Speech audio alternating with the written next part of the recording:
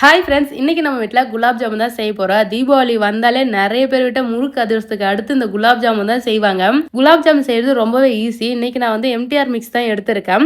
ஒன்று வாங்கினா ஒன்று ஃப்ரீன்னு சொல்லி கொடுத்தாங்க. 2 பாக்கெட்டுமே ஒரு பாத்திரத்துக்கு மாற்றிக்கிட்டேன். இப்போ இதில் கொஞ்சமாக நெய் சேர்த்து மிக்ஸ் பண்ணிவிட்டு நல்லா காய்ச்சி ஆறின பால் வந்து கொஞ்சம் கொஞ்சமாக சேர்த்து இதை ஒரு சாஃப்டான மாவு பதத்துக்கு பிசைஞ்சிக்கலாம். இதை அப்படியே ஒரு 5 நிமிஷத்துக்கு தனியாக ஊற வச்சுட்டு நம்ம சக்கரை பாகு ரெடி பண்ணலாம். நான் 2 பாக்கெட்டுக்கு 1 கிலோ சக்கரை எடுத்திருக்கேன்.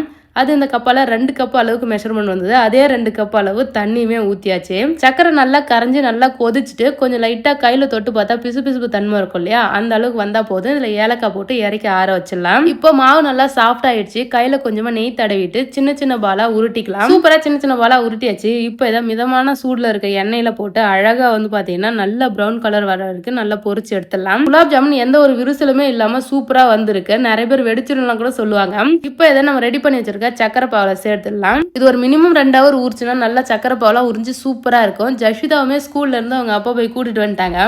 அவள் வந்தவொடனே வாசனையை கண்டுபிடிச்சி என்ன பண்ணீங்கன்னு கேட்டுக்கிட்டே வந்தா. ஃப்ரெண்ட்ஸ், நேராக கிச்சனுக்கு தூக்கிட்டு வந்து காட்டினா ஒரே ஹாப்பி ஆகிட்டா. குலாப் ஜாமுன்னா ஜஷிதாவுக்கு ரொம்ப பிடிக்கும்.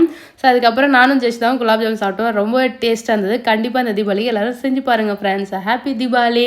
வேறு என்ன ரெசிபி பண்ணலாம் சொல்லிட்டு கமெண்ட் பண்ணுங்கள். பாய்.